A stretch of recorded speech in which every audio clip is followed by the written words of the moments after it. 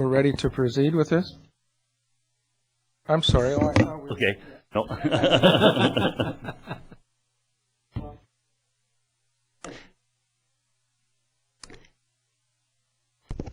Good afternoon, everybody, and welcome to the regular open meeting of Osoyoos Town Council, October 17th, 2011, at 2:00 p.m. First item of business would be looking at the adoption of some minutes. I'm going to break them out and do them separately because I believe we have some from a public hearing. I'd like to see if there's any input on that. And so the adoption of the minutes would be Committee of the Whole minutes of October the 3rd for adoption. Any comments from council? Hearing none, that would be adopted by consensus. Regular open minutes of October the 3rd, 2011 for adoption. Any comments? That would be adopted by consensus. And the third group of minutes would be minutes from the public hearing of October 11th, 2011 for adoption. This was the minutes of the signed bylaw that we held. So any changes on the public hearing minutes? Councillor Ryan, please. Yes, thank you, Mr. Mayor. Just a small item, and that is on the fourth page of those minutes, Miss Atkinson from Okanagan Falls made a presentation, and I understand from her business card her name is spelled C-Y. Her first name. Okay. So I think that was the only thing. Otherwise, they seem to represent what happened. Okay, I'd entertain a motion to adopt as a corrected. Councillor Chadsey, Councillor Ryan, all in favor, opposed, carried. Thank you. We have business arising, and this is business arising from prior minutes. Item 1 is the RDOS Smoke Control Service Establishment Bylaw 2445 for approval. This was creating the service area for the town of Osoyoos in conjunction with rural area A. Council's wishes on that, please? I would be looking at that we could approve or not approve the RDOS bylaw. Councillor Ryan? Yes, Mr. Mayor, I'd be happy to move that. I would do it with some reluctance because I think it has some weaknesses in it, but it is to authorize the implementation and the funding of the bylaw officer for it. So I think it's a good start toward our smoke minimization. Okay. Seconder, Councillor Rhodes. Any further discussion on the bylaw? Hearing none, all in favor, opposed, carried. Bringing us to the introduction of late items. There's a couple that came forward recently. One of them is the Lions Park Marina. This will be a report on starting that process, and there's been some changes there. And the second item would be the hosting of the 2014 FCM Board of Directors meeting, and that also would be located in Osoyoos here, and we'll deal with those under business 6 and 7. Next item up is delegations, and pleased to introduce some of, pardon? Oh, resolution to add, I'm sorry. Councillor Rhodes Chadsey, any discussion? All in favor, opposed, as adjusted. Delegations would be, we have the Council Remuneration Committee here. Two out of the 3 that completed, out of the 5 that started. Quite a race there. And I'd really like to thank these people before they even do their report. This was really volunteers and community-minded people coming forward. Nobody had looked at the remuneration of councillors and mayors since 2002, I believe, was the last time it was adjusted. And these issues are always coming up. Should they be paid more? Should they be paid less? Should they be paid in a different manner? So council went forward, and it is the duty of basically an outgoing council, because as we were heading into the election, all these faces up here could change. So you really look at this coming forward from the outgoing council. You couldn't expect new faces to understand the roles and the position and what was going on.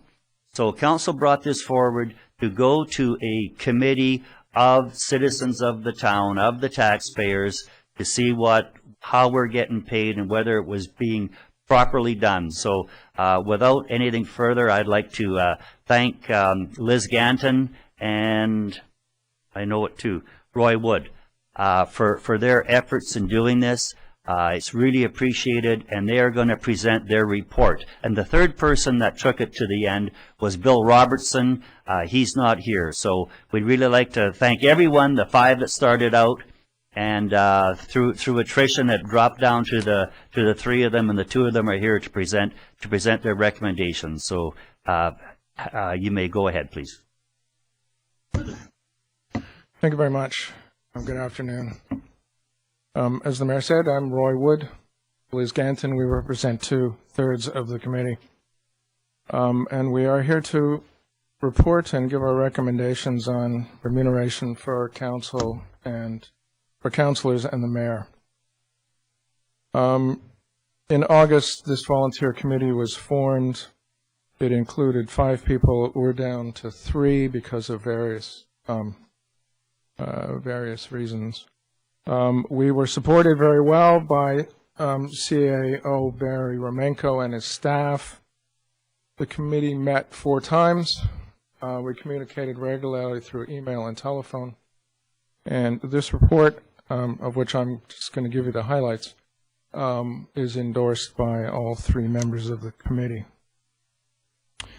Just a little background to begin. The Provincial Local Governments Act requires councils to set the remuneration for themselves, and this committee was formed to offer guidance to council in that endeavor. No increase councilors and the mayor have not received an increase in 9 years, apparently. I thought it was 6, but it's 9. With the exception of an annual cost of living adjustment based on the Vancouver Cost of Living Index. The mayor's salary is currently $22,772 annually, 1/3 of that being tax-free. Councilor's salary is $15,130, again with 1/3 tax-free. Members of council receive $100 a day stipend for attending out-of-town meetings. There is a health benefit package for the members of council. It's also available to their families, but at the cost of the council member. And councilors are reimbursed for receipted out-of-pocket expenses. The process that the committee went through involved 2 main sources of information. The first was we interviewed the 4 councilors and the mayor individually using a preset list of questions, which is attached as Appendix 1. Some of the members of council provided us with written responses, some didn't.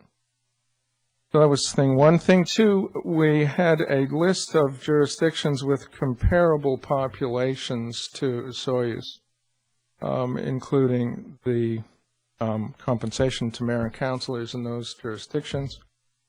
The original list was supplemented with some suggestions from members of council. We ended up finding there were 16 jurisdictions, including the Soyuz.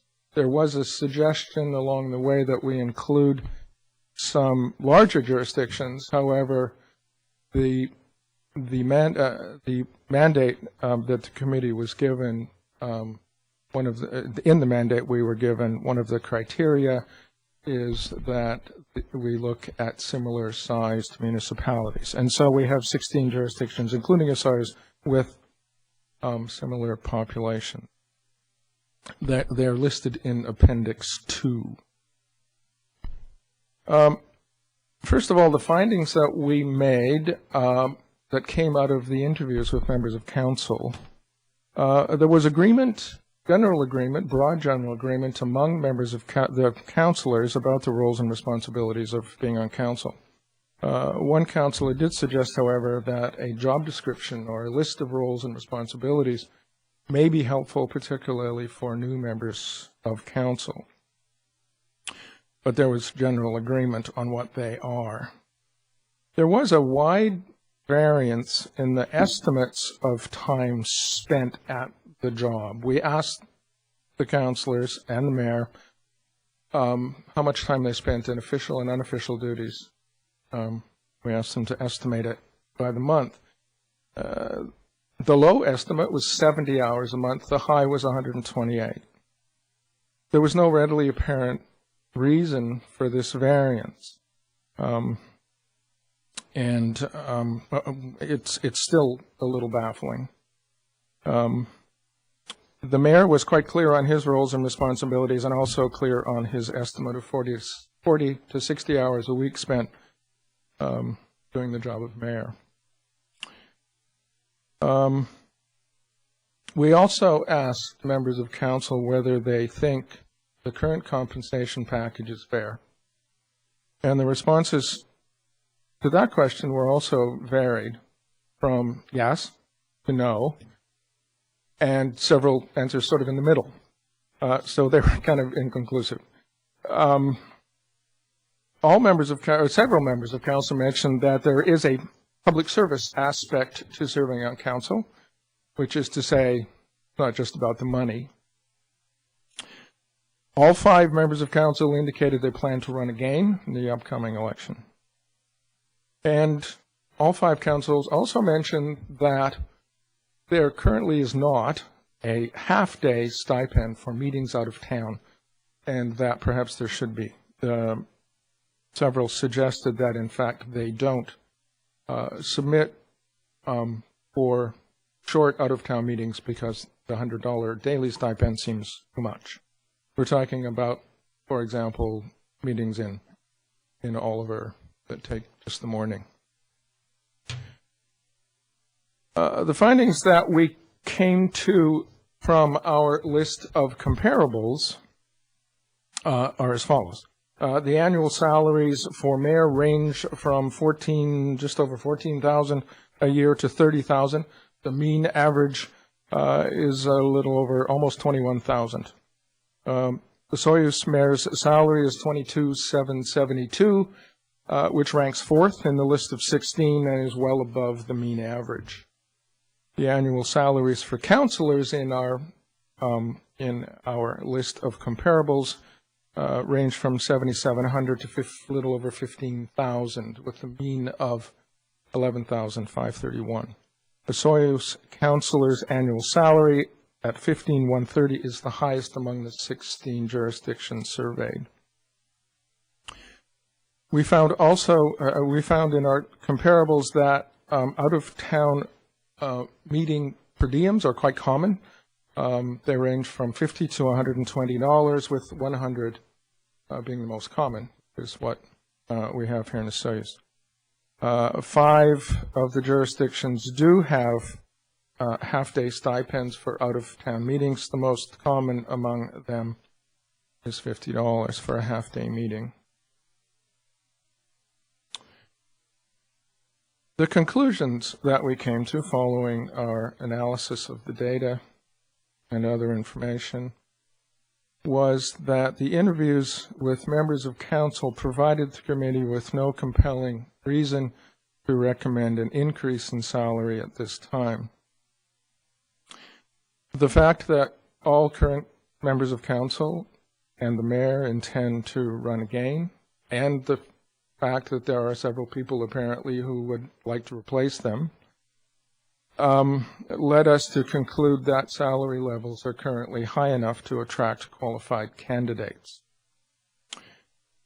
And the conclusion we drew from the comparables list is that they provide, again, no compelling reason to recommend an increase in salary at this time.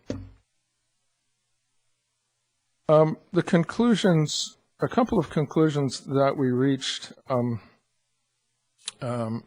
are not directly related to money. We concluded that there may be issues of sort of undisclosed disagreement around what the roles of counselors are, and there may be some issues of time management. We drew these conclusions from the wide variance in time spent at the job. And we also concluded that a half-day stipend may well be appropriate, particularly because Council has decided that meeting stipends are appropriate, out-of-town meeting stipends are appropriate, and yet when members go to out-of-town meetings that are short in duration, they don't claim any stipend. So a half-day stipend seems appropriate. After all of that study and concluding, the recommendations that this committee makes to Council are that there be a continuation of the cost of living allowance adjustment, the cost of living adjustment annually for members of Council, that there be no base salary increase at this time beyond the COLA, that the town maintain the $100 per diem for out-of-town meetings, and that Council institute a half-day stipend for out-of-town meetings that take half a day or less. And in non-compensation related recommendations, we would urge Council to consider developing a list of roles and responsibilities of town councilors, and that Council consider making time management training available for any members of Council who may want it. Thus concludes our summation. Hey, thank you very much, Mr. Wood and Ms. Ganton.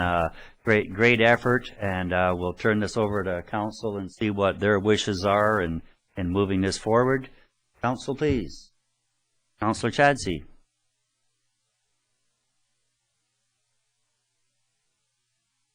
Thank you.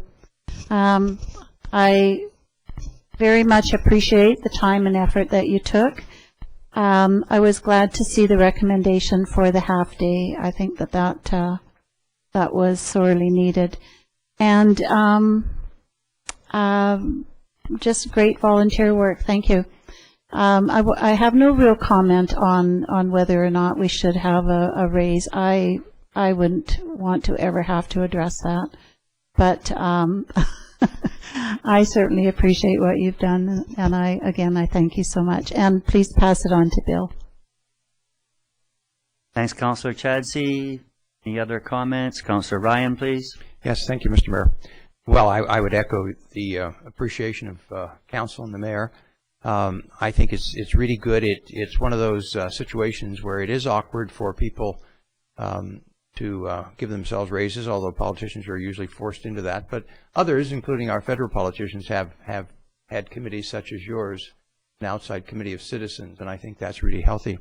I have just one question, and I think it's an excellent report. Did you deliberate, or do you have any opinions about the frequency with which a review such as this should take place? Yes, my background is more compensation. I would suggest it be done every 3 years prior to the elections coming on board. This one we convened as a committee at the end of August. So I would recommend either August or even during the summer months to ensure that the process continues. So every 3 years. Good. Thank you. Thank you, Councillor Ryan. Councillor Cronmiller? Thank you, Mr. Mayor. Excuse me. I too would like to thank you for all of your work, and it was really funny when we were interviewed. We got to sit at that table, and you kind of felt like you were doing a job interview, and it was a hot seat you were on because, as we've been mentioning, to talk about salary increases is always difficult for politicians, and I really thank you for doing that work for us, and I really appreciate the report you've done. It's quite extensive, and the report you presented today as well, and I thank you for that. And as a result of that, Mr. Mayor, I think being an experienced council, we should take responsibility for this report, and I'm willing to move that we accept this report and adopt the recommendations of this report, and with one added comment that that it be continued every 3 years before each election comes up, that we have a council remuneration committee review the council remuneration. Okay, Second that. Okay, thank you. Councillor Rhodes. Thank you, Mr. Mayor. Yeah, I just wanted to show my appreciation as well. Great job. I understand the volunteer aspect, so thank you very much for stepping forward and completing this task for us. This council is experiencing an awful lot of input from our community with our various task force and committees that we set up. So once again, you've helped us prove that this is a very, very effective way of reaching conclusions about things that are difficult for everybody involved in it. Thank you very much. I guess I just have one question. So, and you basically did answer it. We are right in looking at doing this at the end of a term, as sort of being the experienced hands on deck, and at least go through this process and see where we're at. If council didn't feel that that was needed, that would be fine too. But it should be, the possibility to review, I guess, should be there. Okay. Mr. Romanko, please. You could, one of the options available to council is that they instruct the administration to develop a policy related to that, and then it would be in the best, it would be then in written form that could be brought to the council of the day to review whether or not they wanted to proceed. But as a matter of record, it would be of benefit to put it in a policy format. Okay. Then I have to ask what we have on the table right now. So right now, I have a resolution that adopts the recommendations of the Council Remuneration Committee, and that the review of the council compensation be reviewed every 3 years. And I've outlined the compensation and the non-compensation recommendations in that resolution. And you can add to that and further that staff be directed to prepare any necessary bylaws and policies, or you can make that as a separate resolution reference. Okay, I would entertain that we move the information that's there and move it through the policy process, and forward that to staff, looking for a policy description. Councillor Cronmiller? As a mover, Mr. Mayor, I agree. Okay, thank you. And seconder? Likewise. Any input from council? All in favor? Opposed? Carried. Thank you very much. Next item is some water accounts. Time to pay some bills. An amount of $42,437.66. Looking for approval on that. Councillor Moreira, Councillor Laranjo, any discussion? All in favor? Opposed? Carried. That's done. Next item up is the Okanagan Basin Water Board highlights, a meeting that I chaired in Vernon last week. And just looking for a motion to receive those. Councillor Cronmiller, Councillor Rhodes, all in favor? Opposed? Carried. Next item up then is the signed bylaw report.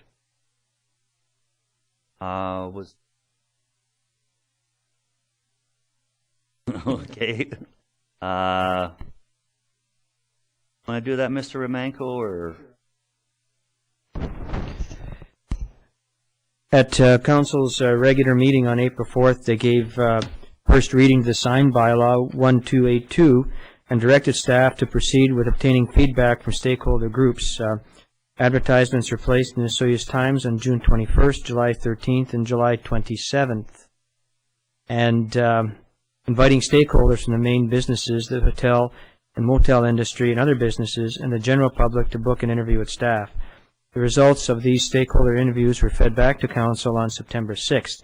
At Council's subsequent regular meeting on September 22nd, they gave second reading to the bylaw as amended, which incorporated a number of improvements and made in response to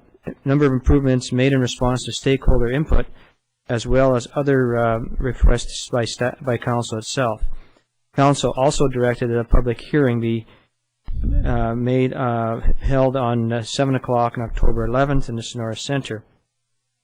An estimated 24 people attended the public hearing. A copy of the minutes is attached to the agenda, including a copy of the letter received from Mr. Ken Murray of 11 Wildflower Court, and a petition signed by close to 100 persons representing themselves as business owners. A number of suggestions are made for further improving the bylaw and extending the public consultation process. Staff will need some time to review all the information received and develop options for Council's consideration. The recommendations from staff that Council directs staff to submit a report to the Council's Committee of the Whole on November 7th for their feedback on the issues identified at the public hearing regarding content of the bylaw, and a second look at the input gained from the stakeholder interviews with recommendations on how the bylaw may be further improved. Second option is for further consultation on an improved bylaw to commence after the municipal elections. Thank you, Mr. Romanko. Council's wishes on this issue, please. Again, this was a sign bylaws are fairly contentious issues in any community. We had a great turnout with that 24 people. I thought it was well attended. I thought everyone that had something to say spoke to the issue. So now we'll decide whether Council wants to go ahead, go back for a little bit more information. Again, Council's wishes, please. Councillor Ryan. Yes, thank you, Mr. Bear. I would like to move the recommendations of our Director of Planning and Development that he bring a report to our Committee of the Whole meeting on the 7th of November with the two matters that he said that report would contain. Okay, thank you. Councillor Rhodes, any further input from Council? Councillor Cronmiller. I have a question, Mr. Mayor. Being between second and third reading, can't have information from the public as councillors and talk about this. I was wondering what our status becomes after this meeting. Can we now talk about it because putting a report?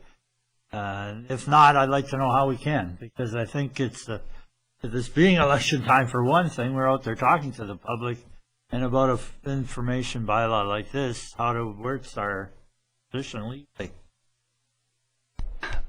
I'm going to put my interpretation of what new information means. My interpretation of that, I mean, somebody's going to come up and talk to you on the street about the sign bylaw, that is for sure. Someone talked to me about the sign bylaw at a dance on Saturday night in the Sonora Center. And obviously you're going to have discussion, but it's the new information that they're referring to, and I believe it's new as a council, that we can't entertain more new information. For example, we couldn't have somebody come from a sign company come and make a presentation to us. That would be new information that wasn't available at the public hearing or to council. So I believe that's the type of new information, because there's you'd have to stay at home and pull a blanket over your head not to have people talk to you about the sign bylaw.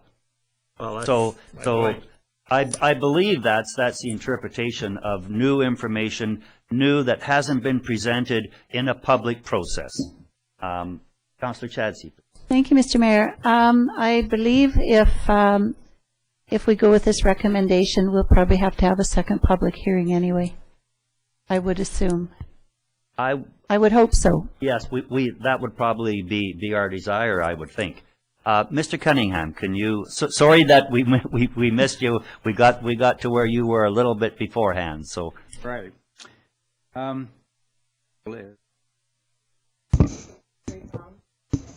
Right on. Okay now.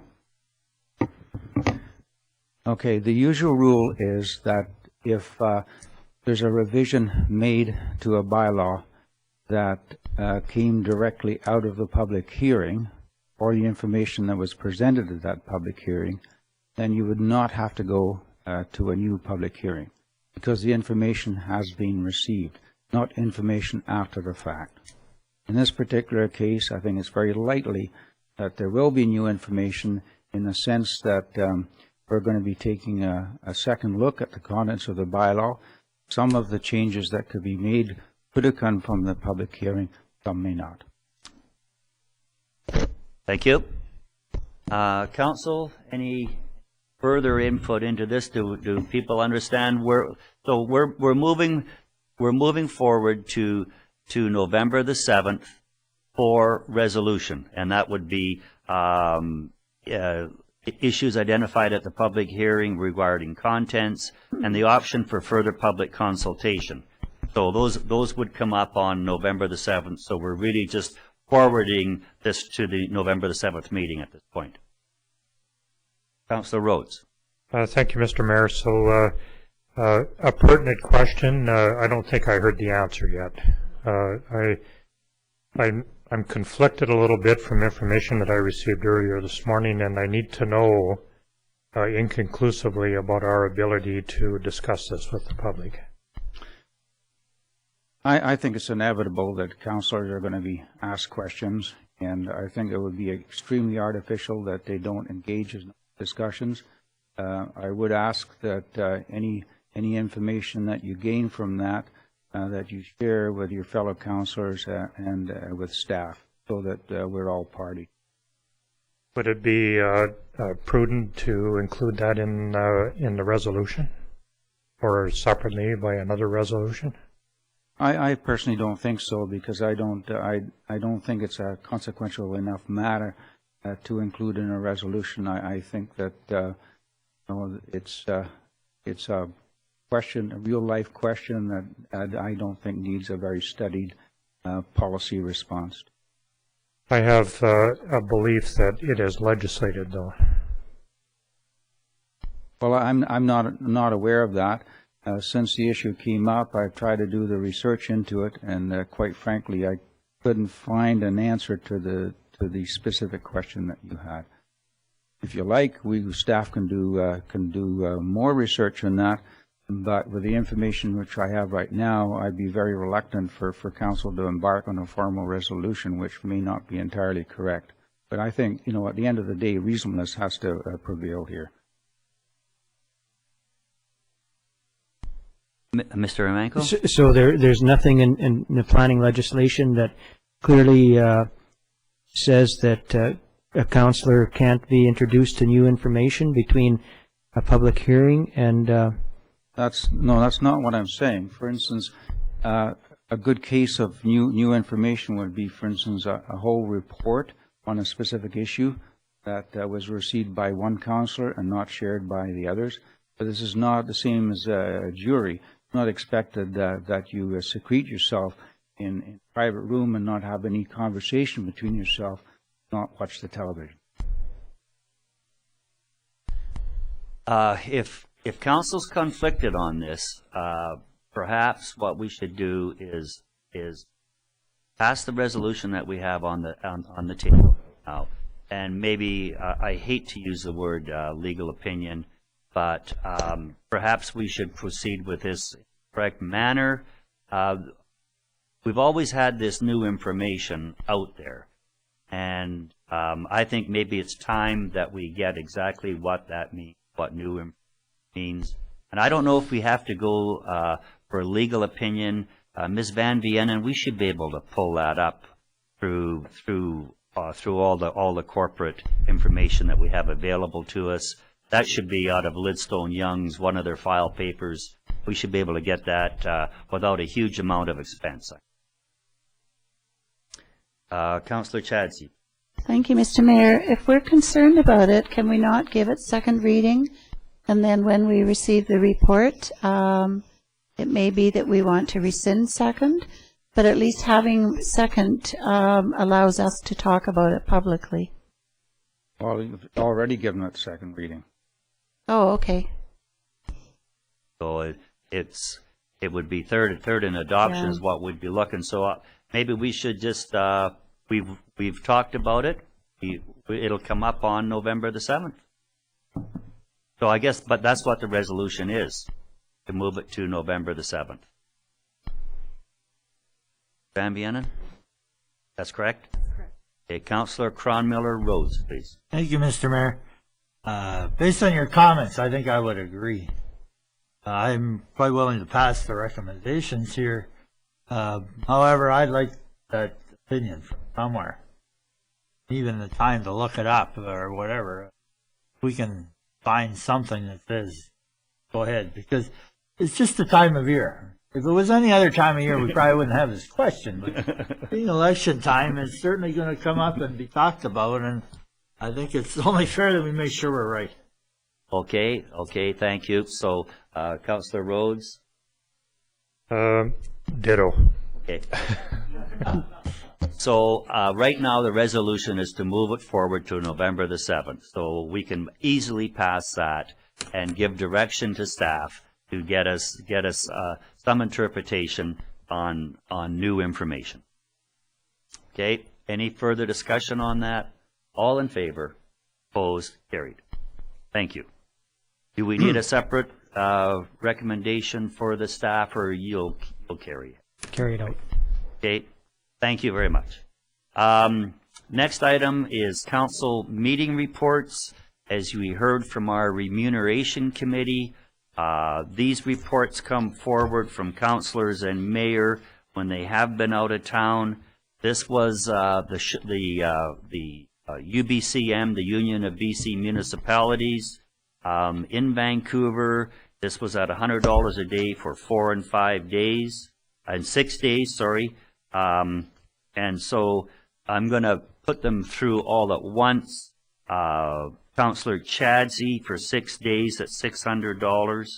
Councillor Cronmiller for 5 days at $500. Councillor Rhodes at 6 days at $600. And Councillor Ryan for 5 days at $500. Could I have a motion, please, that these be approved? Councillor Cronmiller. Thank you, Mr. Mayor. I'm just asking for an amendment. Okay. My mathematics isn't as good as some others, but when I reviewed this, I noticed my own, the days are 25 to 30, and it should say 6 days, not 5. Okay. Could amend it to... Councillor Cronmiller, going to 6 days at $600 instead of 5 days at $500. So now I'll be looking for a recommendation here as amended. Councillor Chadsey, and I'll second that, because I'm not on here. You're not on this, okay. So, any further discussion on that?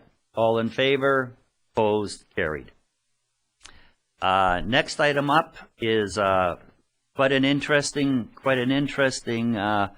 issue we have here, and it's a development variance permit for the Solano Bay area. And I am going to ask if anyone affected, this would be if you received notices in the mail, you may address council at this time. So if there's anyone in the audience that wants to address this, please come forward to the microphone. Is there anyone in the audience that wishes to address the development variance permit? Now is the time to come forward. Okay, hearing none, I'll turn this over to Mr. Shannon. Thank you. We have a development variance permit application submitted by Mr. Roger McKinnon. It's for an address at 33 Solana Key Court. He's the applicant, and he's acting on behalf of Barbara and Wilson McKinnon. The application is to reduce the front lot line setback from 6 meters to 4 meters to allow for the construction of an accessory building. The OCP land use designation in this area is low density residential, and the zoning is R1 single family residential. Due to the fact that this is a waterfront property and it's affected by the riparian areas regulation, staff have received the riparian assessment report submitted, and that report establishes a 15-meter wide streamside protection enhancement area. In other words, any new construction in that area is prohibited.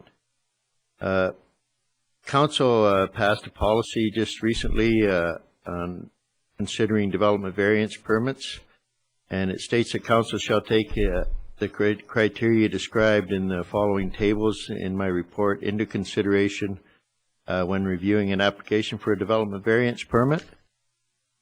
The first table is about hardship, and it states that council shall consider whether, in their opinion, refusal of the variance may result in undue hardship for the applicant, including whether First of all, it speaks to about the peculiar physical characteristics which would make it difficult to develop in strict conformity with bylaw standards, such as the size of the lot in relationship to other lots in the same area, or an irregular lot shape or steep slopes, etc. First off, this property is irregular due to its constraints placed on the property owner through the enforcement of this riparian areas regulation, and point out that the prescribed riparian protection area covers more than half of the subject property. And I won't read all of the points, but I'll state here the second one. If you if you consider properties along the lake in the same zone with similar depth, they'll have the same restriction. And the hardship is being created through compliance with RAR and not creating any new construction within the SPIA. And yes, the variance requested is of the least magnitude necessary to enable the reasonable use of the lot. Moving on to the second table, impacts, says council shall consider whether in their opinion approval of the variance may cause significant impacts, and specifically whether it would result in any appropriate development of the lot. And staff's comments are that no, it would not. Will it adversely affect the natural environment? The proposed accessory building will reduce green space on the subject property by a small percentage. It will not substantially detract from the use and the enjoyment of the adjacent lands. And yes, it will defeat the intent of the bylaw somewhat, because the structure would be 2 meters closer to the street. It will not result in any adverse visual effects, and it will not create an undesirable precedent for other properties. The next point, viewpoints of neighbors. Council shall consider the viewpoints raised by neighbors in response to a notice issued for a development variance permit application, and there was no comments received. We didn't receive any feedback. The community implications are that similar development variance permit applications may be required by other waterfront property owners, especially in circumstances where the prescribed SPIA takes up more than half of the waterfront parcel. There's no implications on their organizational or budget. And the options listed in the report are basically to either approve the variance or not to approve the variance. And based on the information provided in this report, staff recommend that council approve a variance to section 8.2.2.1 of the Town of Osoyoos zoning bylaw to reduce the front lot line setback from 6 meters to 4 meters to allow for the construction of an accessory building as per the attached development variance permit. And I won't read through the whole permit, but it's there for your viewing. Thanks, Mr. Shannon. And just a comment, we don't get these development variance permits through very often. And I think this is the first time we've seen the grid, where you have the comments and the grid. Very good tool. I found that very effective. We can see what the issue is and staff comment on that. So I think that's a good step forward for everybody. Councillor Rhodes, please. Thank you, Mr. Mayor. So I'll move option number 1 exactly as worded in the report. Thank you. Councillor Chadsey. Seconder. Okay. And speaking to it, Councillor Chadsey, please. Thank you. I guess we think alike, because the first thing I noticed is this is the first development variance permit since the policy. And I was very much impressed with the way the report was set out. Very clear. I'm very happy to see it. I do have one question, and I'm sure it's going to be okay, but this does give the driveway lots of space for a vehicle to park, pickup truck or whatever. Oh, yes, it does. Okay. Yes. Good. Thank you. Councillor Cronmiller. Thank you, Mr. Mayor. I certainly would agree on the comments on the report. I really appreciate that. Being one who has been busy in the last few days, I didn't have the opportunity to drive by this place, area, to have a look, see what it was. My question is accessory building. What is an accessory building? In this case, it'll be a garage. Full car garage? For the terms of the zoning bylaw, they just call it an accessory building. It's structure, right? But in this case, the applicant wants to construct a garage. Thank you.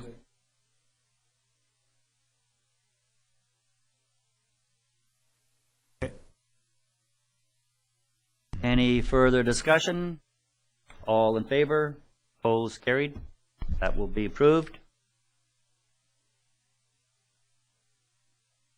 Next item is the walkway and sidewalk at Dividend Ridge.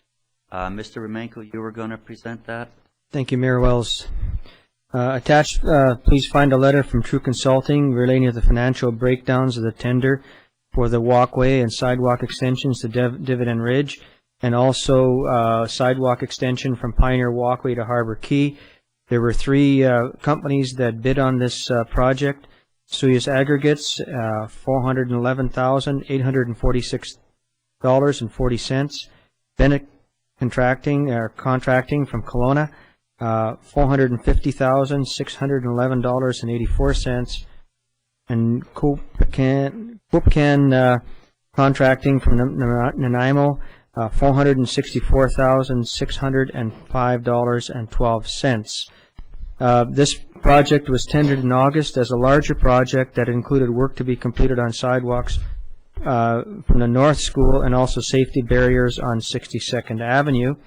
The attached letter notes that the Dividend Ridge project can be awarded to Suyas Aggregates and remain within budget. However, less funds would be available for the remainder of the project. True Consulting notes that Suyas Aggregates' second bid is $50,000 higher than the first bid for the same project. True Consulting has provided options for awarding the contract, which include retendering in the spring. In my discussions with True Consulting, I was provided with information on additional options for Council to consider that would move the project ahead in a staged manner, potential to avoid the dramatic increase in project costs, but leave the town vulnerable to spring tendering. The option that was presented by True Consulting included taking the following action. Don't award any tender of this project currently. Pull the construction of the concrete retaining wall on Pebble Beach Drive out of the project package and tender the wall as a separate project for fall construction.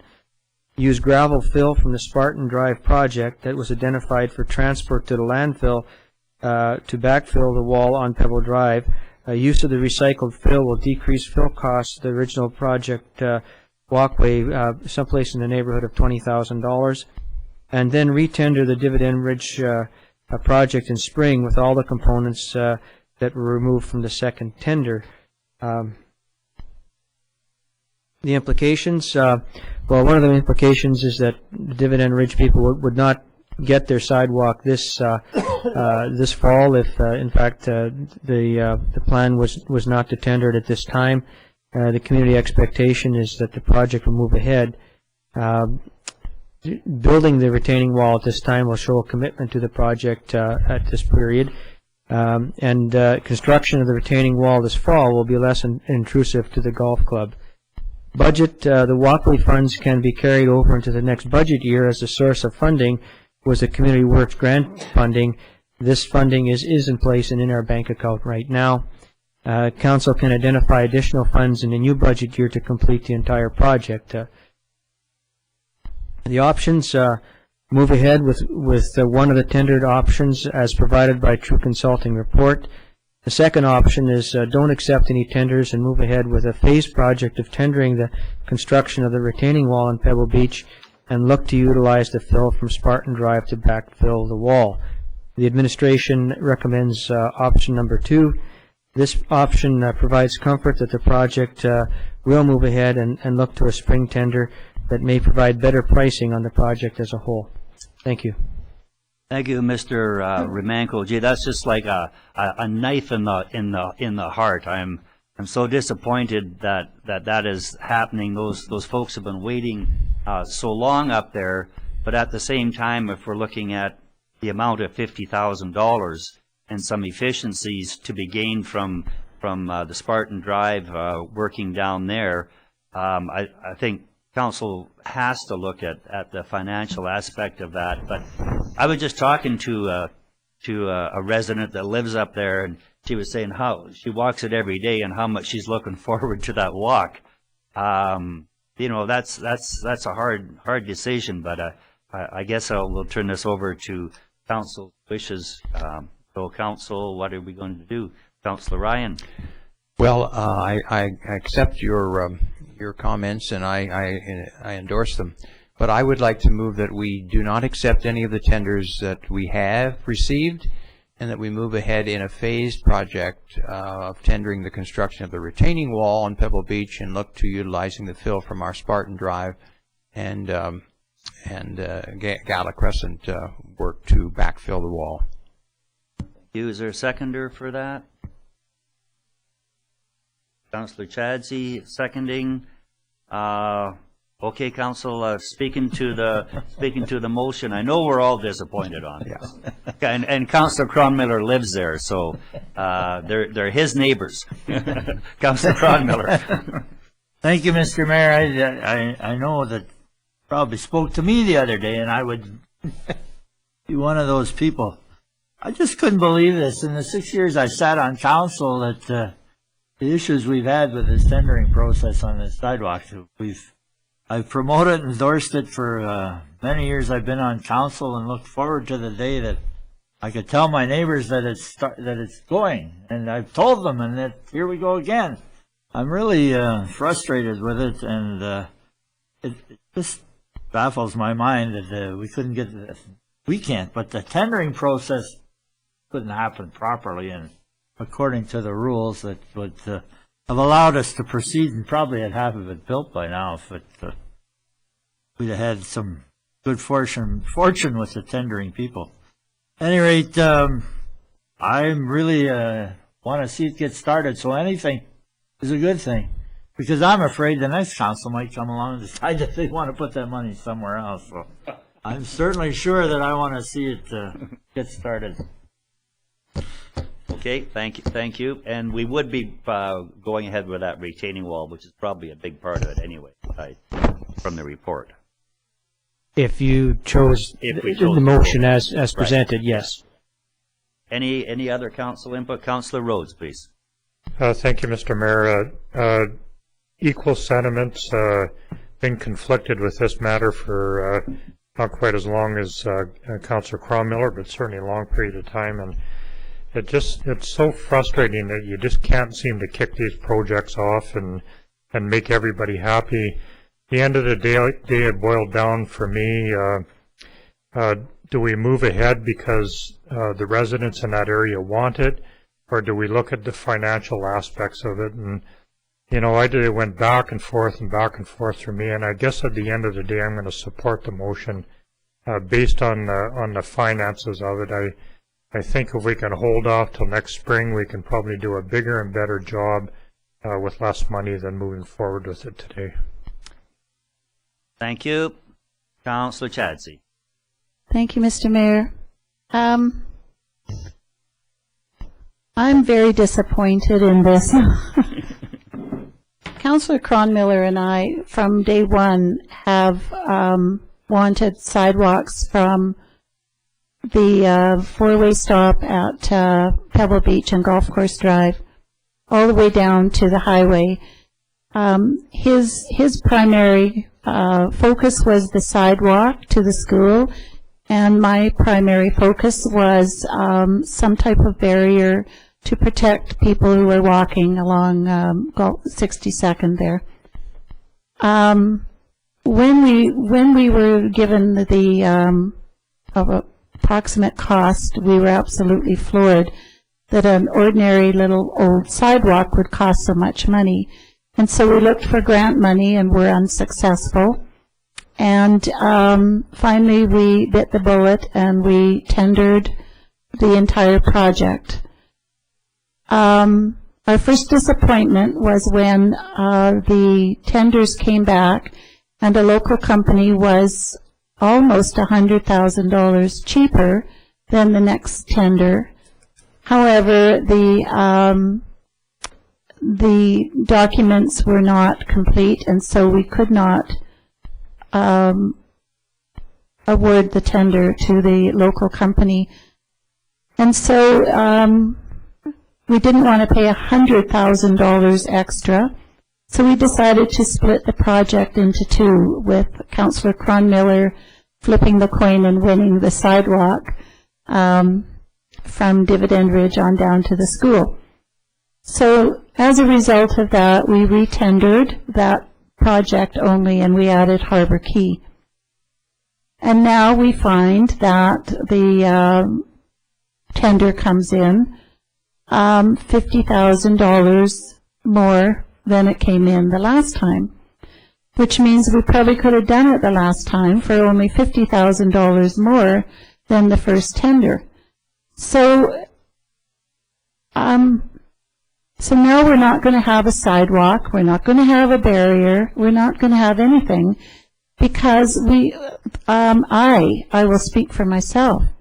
I can no longer trust what the value of a project is. If the fluctuation of the dollars is in the thousands, multiple thousands, between one tender and the next within a period of under 30 days, then how do we know? We budget, and we do not let people know what our budget is. But how do we know that we're getting a fair tender when the dollars fluctuate so much? First of all, a difference of $100,000, and then the second time round, $50,000 more than the last time. So that's my little rant, because I am severely disappointed, and I don't even live up there, and I can't imagine how the people up in Dividend Ridge and Fairway Hills must feel. Now they have nothing. They don't have a sidewalk. The high school kids don't have a protective barrier, and we're faced with the cost of publishing two tenders and now setting them aside and building a wall, which has, I don't know. So where are we going to go? What is the council of the future going to do? Let's just hope that we do get a sidewalk. I do want to ask the question, what's going to happen to the Harbor Key portion of this tender? But I realize that we are speaking to the motion, and so I'm going to support the motion, and that's just all too bad. And I guess, clinically speaking, you're right that it isn't going to go ahead with this council. But obviously, I think that the sidewalk will be going ahead in springtime, and the retaining wall is a part of that project to hold up the. I believe that's down by the racetrack over the bank there. So that would be that wall is a major part and a component of putting the sidewalk in. And I'm sure for the people that live up there that are expecting that sidewalk, that it is coming. But that's sort of like the check is in the mail. They've heard it a couple times now. It's just darn unfortunate. That's all I can say. Anything further? All in favor with the? Thank you. That's opposed. That motion is carried. Cancellation of the November 21st regular open meeting. Again, Mr. Romanko. Or I'm jump one ahead. Nope. Okay, Ms. Van Vienen, please. Thank you. As council is aware, the general local election is going to take place on November the 19th. Your regularly scheduled council meeting is set for November 21st.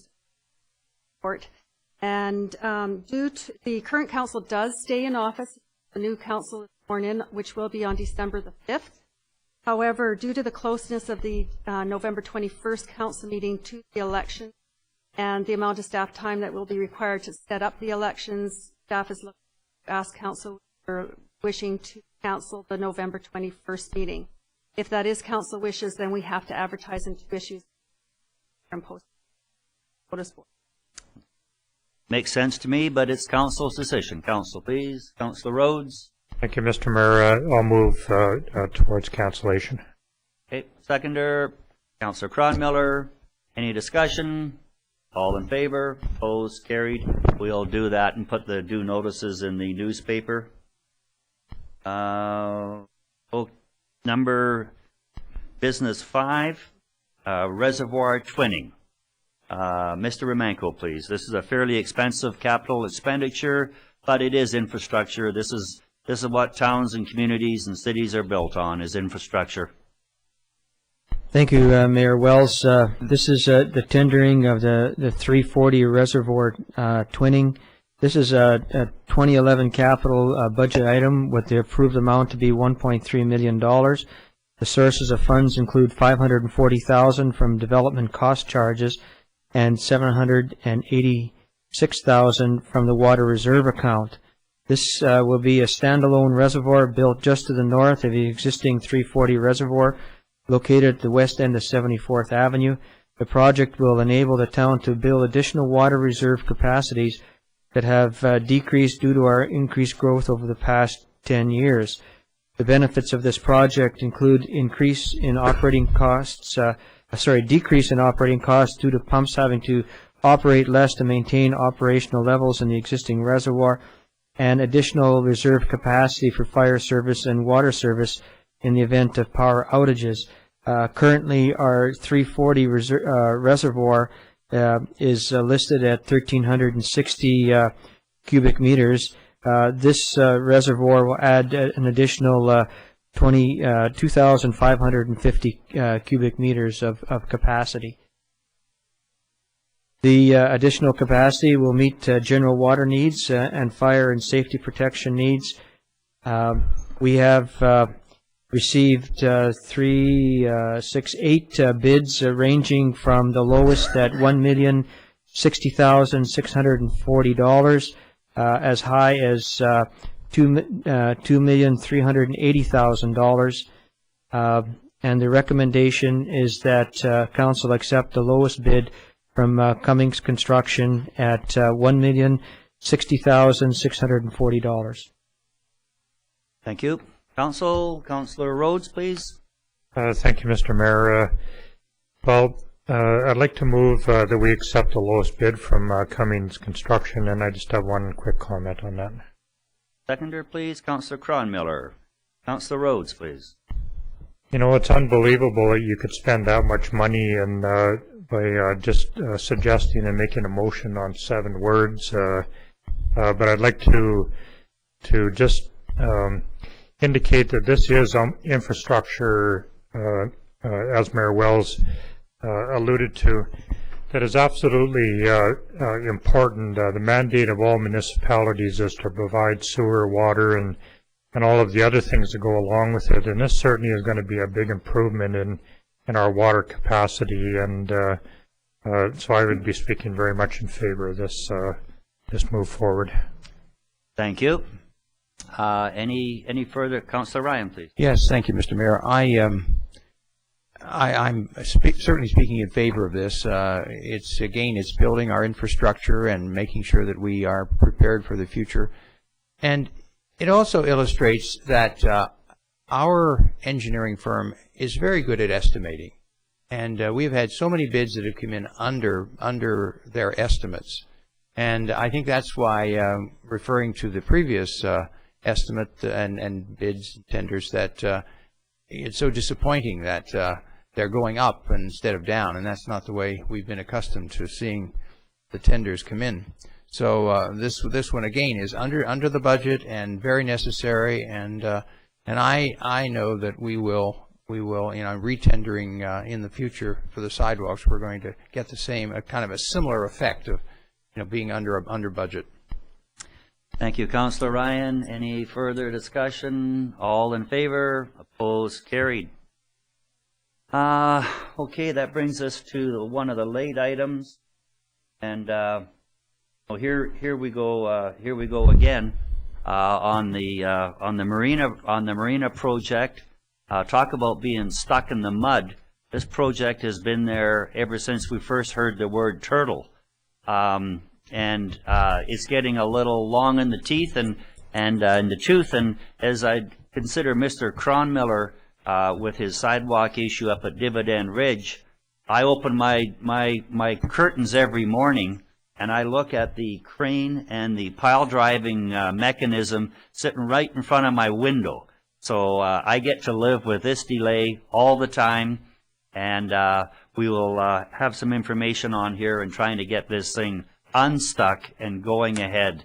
Mr. Cunningham, please. Thank you, Mr. Mayor, and I'm happy to be here at the at least for the second reading of one of my reports this afternoon. As you know, there's been quite a lot of angst and discussion about the fact that our engineer, Terry Underwood, could not come to agreement with Grayback Construction and their designers on certain design issues with respect to the marina.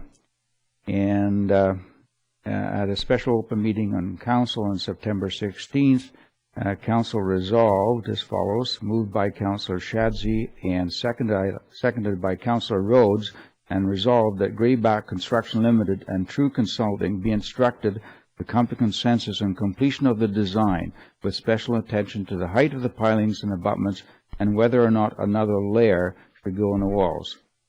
Also, following a consensus of the design, that Council will review whether or not there is enough time to proceed to completion in 2011 or postpone to 2012.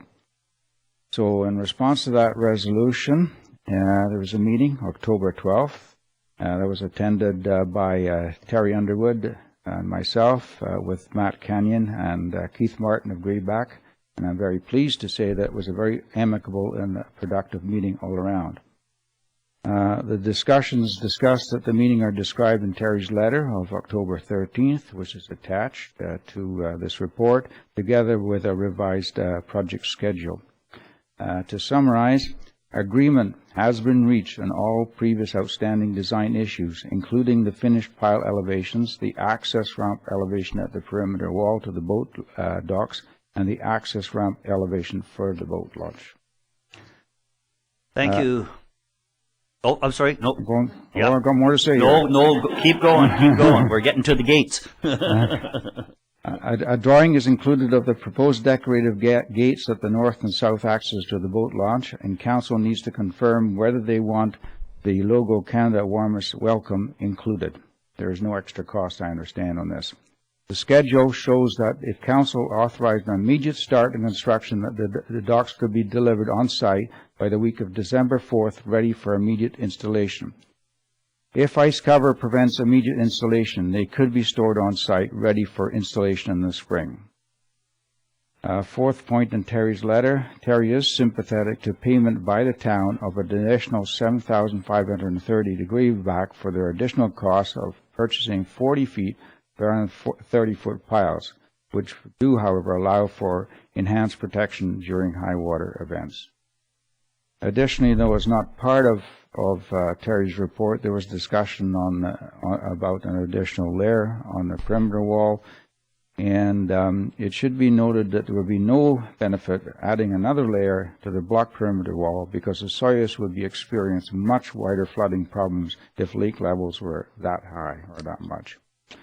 Options: proceed immediately with Marina Contract B or further postpone. Impacts: community.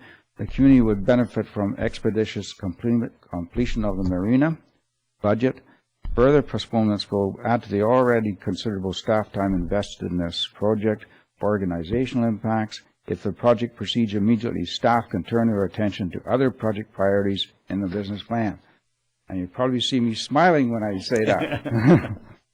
Okay, the recommendations are that Council resolve to 1, approve an immediate start on Marina Contract B with the hope of finishing the project in this calendar year or by spring 2012 at the latest. In other words, we'd be ready for the summer season next year. Second, confirm whether the decorative access gate should include our logo, Canada Warmest Welcome. And 3, agree to compensate Grayback Construction the additional cost of $7,530 for the 40-foot versus the 30-foot piles. Okay, Council, please. Thank you, Mr. Cunningham. What are Council's Councillor Ryan, please. Yes, thank you, Mr. Mayor. I would like to move that we do proceed immediately with Marina Contract B. And do you want to handle Maybe. these three recommendations? Well, maybe we'll do them Separately. separately. Yeah, okay. There could be some changes there, so we don't have to amend all the motions. Okay. So we'll go with recommendation 1, immediate start on the contract B, finishing the project this calendar year by spring of 2012. And that seconder, Councillor Rhodes. Discussion on that? Hearing none, all in favor, opposed, carried. Thank you. Recommendation number 2, Councillor Ryan? Yes, I think it's a good idea, and I noticed it wasn't on the wasn't illustrated, but they would use our logo, I guess. So I like the idea. I would recommend that we do that. Councillor Cronmiller seconding. Councillor Chadsey? It was second. Oh, okay, it was seconded. Okay, Councillor Cronmiller. Any discussion on Canada's warmest welcome on the gate, Mr. Romanko? My only comment is that sometimes the gates are locked. So they would not receive Canada's warmest welcome when the gates are locked. That's my only comment. That's and maybe we should be looking at, maybe we should defer that. Well, I guess we can't because of the gates, but I'm thinking maybe you'd have the name of the marina on there, as well as, or instead of Canada's warmest welcome. Well, we can always put the name on top of Canada's warmest welcome once we figure out the name of the marina. Councillor Cronmiller, please. Mr. Mayor, I think right now it's free. Okay. Later might cost us money, Okay, so let's okay. go with the free. Okay. Free is good. Fair comment. Any other discussion? All in favor? Opposed? Carried. And recommendation number 3, I'll go with Councillor Chadsey. Agree to compensate Greyback Construction the additional cost of $7,530 for the 40-foot poles. Are you going to make that recommendation? Okay, I'll make that motion. Okay, and seconder, Councillor Rhodes. Councillor Ryan. Yes, I just had one question about it. There was a notation in Mr. Underwood's letter that they, sorry, we've gone to 14 piles instead of 13. Does this include the cost of the extra one? Yes, it will. The portions, some of the portions that will be cut off the poles, right, because we have a little bit of excess, will be soldered together to make up that 14th pole. But I assure you that the portion that shows will be clean. It won't show all the solder. Okay. So basically, we're having 14, but we've only bought 13, and That is correct. Okay, good. And it sounds like we have been able to use those, so I think that's reasonable to reimburse. I think it's fair when they did do got the extra length. So under the category of be careful what you wish for, now I get to have them drive piles all day long. Any further discussion? All in favor? Opposed? Carried. Under the business 7, the other addition to the agenda, the hosting of the 2014 FCM board meeting. Mr. Romanko. Thank you, Mayor Wells. On October 4th, the Federation of Community Municipalities put out a call to all municipalities if they want to host the board Federation of Canadian Municipalities board meeting in either March or September of 2014. Previously, we had made application to host one of their meetings in 2013, and we didn't make the cut. But there were some indications that there was a lot of interest in coming to Osoyoos. This particular event brings about 120 delegates to our town. It's a board meeting. There's no involvement of our staff except for hosting, and the costs associated with this to the town are between $7,000 and probably $10,000. We did plan to take a look at seeing if we could get some sponsorships to assist with the cost. But certainly there's economic development advantage and also exposure advantage nationally to host meetings like this, and many communities of our size welcome this opportunity. So we're looking to council for a resolution to make application to host one of these meetings in 2014. Thank you. Councillor Rhodes. Thank you, Mr. Mayor. I'll so move. Okay, Councillor Ryan. Any discussion on that? Looks like it's pretty straightforward. Councillor Ryan. Yes, thank you. I would just say that I think it's an excellent thing, and when we hear from Destination Osoyoos, when they talk about their plan, this is definitely one of the components of their plan, to make this a destination for meetings and various kinds of events like that. Great. Any other discussion? All in favor? Opposed? Carried. Notice of motion. Any notice of motion coming forward from council?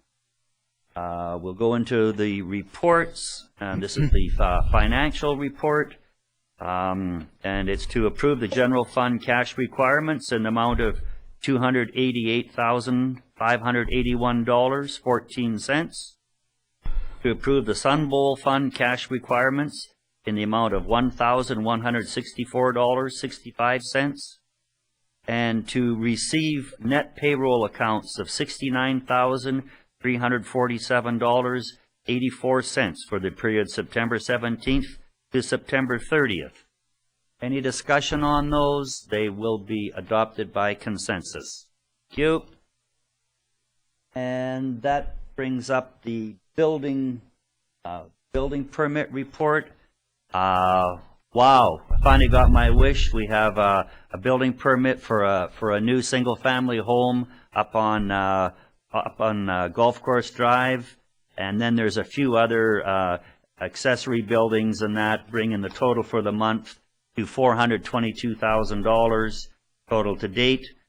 2011, $2,057,000, and I don't have the one for the 2010. It must have got misfired off my sheet of paper. But I know that we're down a little bit from what we've been used to, but it's nice to see a new house being built in the town of Osoyoos.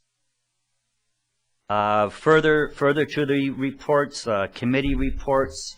That was actually part of our delegation today, and Mr. Romanko with the CAO report.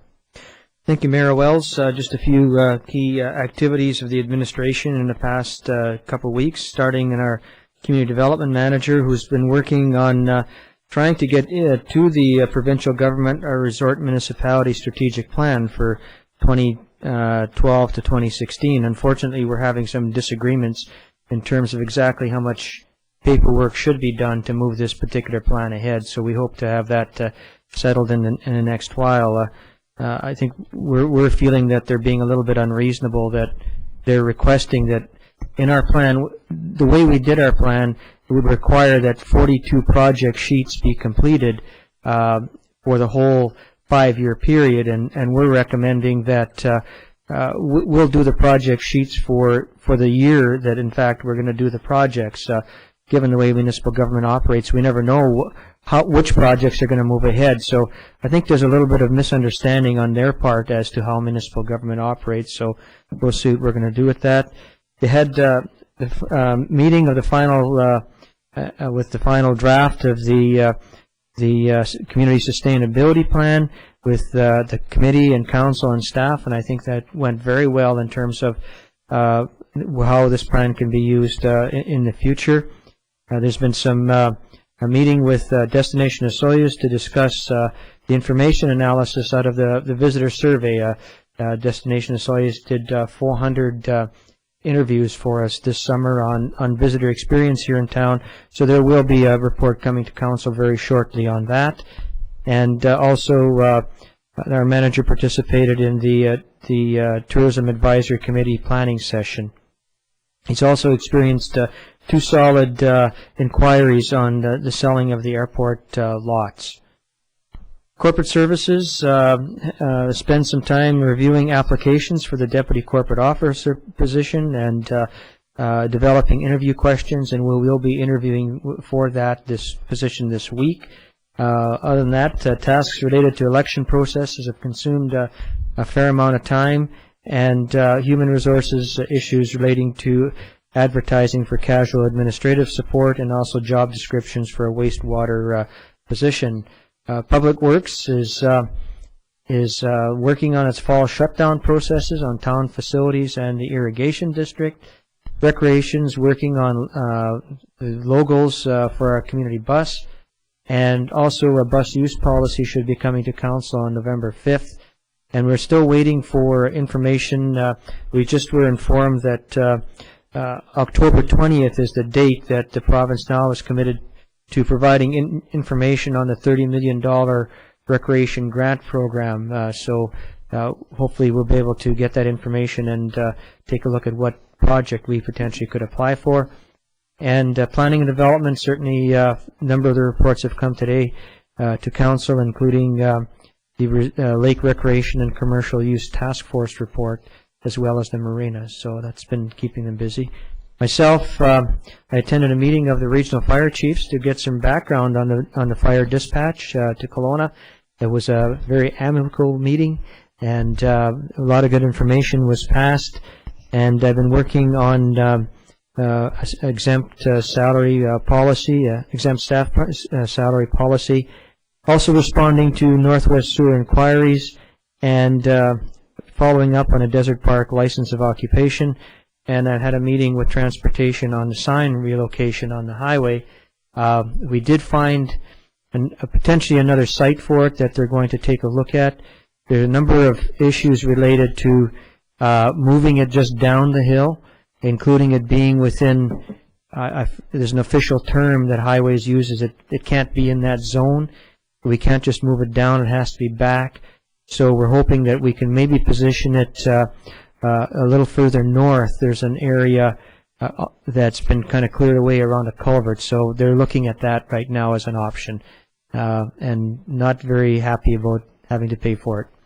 That's my report. Thank you. Thanks, Mr. Romanko. That brings us to councillor reports. Councillor Ryan, please. Thank you, Mr. Mayor. Well, over the past 2 weeks, I was participated in 4 committee meetings: the Sustainability Plan Review, the Lake Recreation and Commercial Use Task Force, Planning, Tourism, Marketing Planning with Destination Osoyoos, and also a conference call with the Library Board on their policy and planning. So a lot of planning going on. But I also wanted to just comment on 2 reports that Council received today: the remuneration report and the at the morning Committee of the Whole something on the Lake Use Task Force report. And these are again 2 groups that were volunteers, community volunteers who worked tirelessly on these things, many meetings, and came up with excellent reports. Both of them. We'll hear more about the Lake Use one, I think, in another week or 2. And I also wanted to call to your attention that there is a milestone anniversary this week in Osoyoos, and it's certainly a reason for celebration. It is the Osoyoos Senior Center Association's 50th anniversary. And they're the volunteer organization, of course, that operates the Senior Center that was founded, and they were founded 50 years ago, which is a long time no matter what you're talking about. I think most of us know there is a senior center, but the question is, do we visit it? Do we take part in its programs? Do we volunteer to play a role in keeping it vital and active? Many individuals in our community have contributed their time, their talent, and their financial resources over 50 years in this facility. The center chooses a number of new board members every year at their annual meeting, and so literally over 50 years, you can imagine the hundreds of community members, community volunteers who've been involved in the board of directors that provides the direction to the center. In addition, there are hundreds of others who've taken on tasks like building the building itself, maintaining it, renovating it, cleaning it, cooking meals and providing lunches, arranging dances and fundraising events, serving at the reception desk to answer the phone and provide information, making sure the premises are secure at night and opened each morning. handling all the arrangements that go with renting the premises to groups that use it for meetings, wedding receptions, family celebrations, health clinics, and other public events.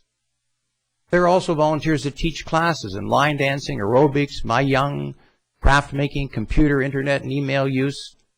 And the monthly calendar of events is awesome, and the center is operating 7 days a week, really. This even now, there's Sunday through Saturday. The center has also assisted lawn bowlers to use some of their facilities when they bowl and host tournaments. And it's also a favorite place in the winter, of course, for our snowbird visitors as well as for residents. The center has recently sponsored the newest not-for-profit service in the community, CASI, which is an acronym for Community Action for Seniors Independence. And they've given them space in the center for an office. They've contributed several board members to the steering committee to set it up and also to the ongoing board of directors. So everyone, all of us, are going to have an opportunity to celebrate the center and its anniversary a week tomorrow on the 25th of October on Tuesday. They're having an open house at 1 o'clock, and I urge you to come by for a piece of cake, come by to thank the volunteer members, many of whom will be there, who've given us a place to check our emails, to read the daily newspaper, play a game of bridge or euchre or whist, or have a game of pool. A place to meet new friends and old, to come and take out a membership in the center, or to come and volunteer to take part in ensuring that the center will have another 50 years of service to Osoyoos. My report. Thanks, Councillor Ryan. Councillor Cronmiller, please. Thank you, Mr. Mayor. Today I had a couple of things that I wanted to mention. Last week I went to a Fortis presentation at the Senior Center one evening, and they provided information on government grants for improving the environment of your home, whether it's through the heating or windows or insulation in your home. And certainly there are grants available, and I would certainly encourage people to contact Fortis and look at their website and contact people in our community, whether it's the heating industry or the window industry, and look at ways that they can improve the environment in their homes and save some money. And certainly you could see this in this panel that Fortis provided. And I know the turnout wasn't very good, but I passed the information along because federal grants will be ending before the end of the year. Provincial grants last into 2012. So money, when it comes to free money, it's always nice to find it and be given a little bit of it.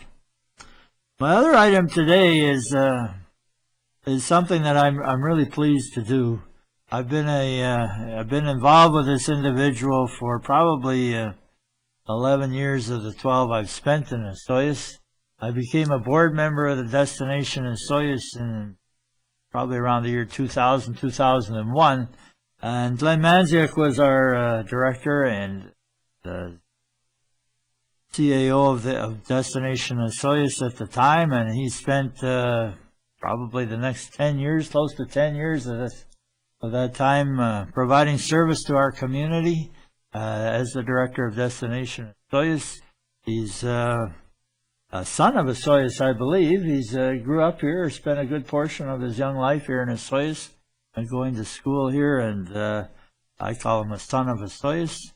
And I'm pleased this week we received a press release from the Thompson Okanagan Tourism Association advising that Glenn has been honored at a Economic Development Association of Canada convention. He was bestowed the President's Award as the honoring him for his legacy of outstanding contributions to the Economic Development Association of Canada and to the advancement of the economic development profession across the country. What wonderful recognition for a young man that's, as I say, a member of our community, and anywhere he goes, I know that Glenn often mentions Osoyoos and as it being his home. And congratulations to Glenn on a job well done. Thank you, Mr. Thanks, Councillor Cronmiller. Yeah, kudos to Glenn. That was quite an award to win. Anytime you're at that national level, I think everybody should really be paying attention. A little, if you get rewarded from our town, that's also great. But you know, at that national level, that's it looks good on us. It looks good on all of BC. It certainly looks good on Thompson Okanagan tourism. So, Councillor Chadsey, please. Thank you, Mr. Mayor.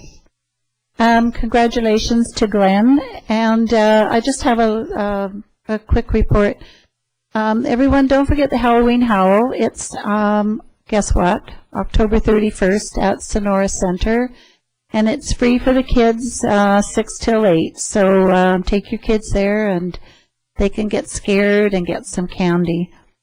E-News tells us that the landfill hours will be changing November 1st. So just mark that on your calendar, Tuesday, Wednesdays, and Saturdays. And once again, just a little comment to phone the town office and sign up to E-News. It's amazing, the information that you can get from that. I want to congratulate the Seroptimus Club because they also are celebrating an anniversary. This one is 25 years, I believe. Yep, 25 years. For those who don't know, the Seroptimist is a volunteer organization of women whose primary goal is to help other women and girls to be empowered, to live good lives, and to help them be self-sufficient. So, congratulations to the Osoyoos Seroptimist for 25 years of serving our community with integrity and commitment. I just have a little story to tell everyone. When we went home at lunch, I have a trip planned for Palm Springs and with my 5 sisters, and I have to come back early for the all candidates meeting, and I was trying to find a flight, and it caused me to think that maybe I should see if I could get some Air Mile points. So I phoned Air Miles and spent 15 minutes pressing buttons 1, 2, or 3 and entering in a code that I couldn't remember what it was, only to find out that we had 3 accounts in my husband's name and 1 in my name. And I want to just talk about parents who name their children one thing and call them another, because they go through life with their legal name, their common name, and then a variation thereof. So we now will have 1 account, all our points are together. We have an enormous amount of points, as it turns out, but unfortunately no flights available to come back. So good news, bad news. Anyway, that's my report. Thanks, Councillor Chadsey. And she's coming back for the all candidates meeting. Councillor Rhodes, please. Thank you, Mr. Mayor. Once again, pretty short report today. I did want to offer my congratulations to Glenn. I think Councillor Cronmiller may have underestimated the scope of this a little bit. I know he was trying to be modest, but he's pretty proud of it. But a wonderful accomplishment by Mr. Manziuk. It's a national award, as Mayor Wells said. But it's really, you know, when you rise to the top of your profession, sometimes you're recognized, and that's definitely what that award was all about. The other 2, the mayor and councillor, I'm not sure if the date of the all candidates was mentioned. It is October 26th at 7 o'clock. It is scheduled to be held in the Legion building on the main floor. And this is a really, really good opportunity to get to meet your candidates. For anyone that has not been to one of these before, you can actually stand up and ask questions of the candidates that are up there and expect a good, sound, logical response from each one of them and that kind of thing. And I might just mention that we are kind of pitching the chamber right now for a change of location because we expect to exceed that facility there. I have no idea if it's going to be changed. It's currently scheduled for the Legion. but just maybe double check it before you head out. That would be my report for today. Thanks, thanks, Councillor Rhodes. I've just got a few items I want to touch on, and I guess one of them I'd mentioned earlier. I attended the Okanagan Basin Water Board, and that rotates amongst the three regional districts. So that one was in Vernon. I left here before 7 o'clock in the morning, and I was half an hour late for a meeting that started at 10. I mean, I just couldn't. You could have been in Vancouver in that period of time. There was road accidents and some bridge tie-ups, and it certainly made for a long day. But you know, it's just a great organization, that Okanagan Basin Water Board. Couple of things. One of the councillors, I believe Councillor Ryan, had talked about the Lake Recreation Commercial Use Committee.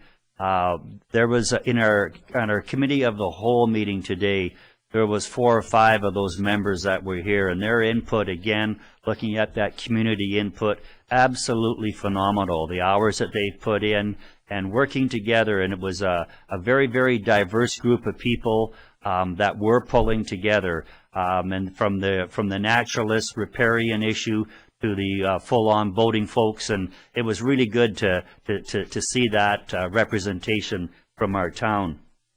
I was looking at some of the minutes that we just sort of adopt by consensus on that, but one of the things we missed is council had a great meeting 2 weeks ago with CIREC, and really worked through a lot of issues. And I know people are interested, what's happening with CIREC? If you look at the minutes of today's, that we received today, from the meeting 2 weeks ago, there's a large number of issues that were talked about and had great dialogue with at the committee of the whole meeting. So yes, we are going ahead with CIREC. We're still working out a few differences, but I think it looks real positive. So stay tuned for further reports on that. I'd also like to offer congratulations to Seroptimist. I believe there's an individual in this room that was probably a charter member. So, oh, you weren't a charter, just there early. Okay, okay. And that of course was Sue McCordoff. I thought she may have been. She does so darn many other things here, but anyway, congratulations to Seroptimist. I had an invitation to meet with Adrian Dix, official leader of the provincial opposition at Senkulman, which would be the Suyas Indian Band industrial park, their enterprise park north of Oliver there. Clarence Louie and Mayor Hampson and Area C Director Patton and myself were there and met with Adrian Dix, and he had another a female MLA traveling with him from the island. Anyway, they were doing a little tour in the valley and met with Clarence Louie, Chief Louie, and actually looked at the site that they're looking at to develop for the prison if we ever get that awarded. So it was kind of neat to actually be there where it could happen. I sure hope that the government, I know there's PST and HST issues out there, but they also said that they would be making a decision on this. We're sort of overdue on that. It would really, really be great if they could see their way through to make a decision on where that prison is going to be located. It seems that I can't get very far without talking about the airport. And I don't know how these things happen, but I ran into another individual that just started coming up and talking airport. And that's basically how this nucleus of out of town people are very, very interested in doing something about the airport. And we've had some meetings with them, but now I run into another individual, and he's in the finance business out of Edmonton. Very, very, very interesting individual. I'm going to keep throwing these people together and trading contact numbers with council and amongst this core group. And I could get really excited about this airport happening. There's obviously lots of hurdles, but there's also lots of interest and new interest coming out. So we'll just stay tuned on that. I try to keep everyone in the loop, and we'll see where that goes. And I think that's basically my report. So we would entertain a motion to adjourn. Councillor Cronmiller, Councillor Chadsey, all in favor. We're adjourned. Good afternoon, folks.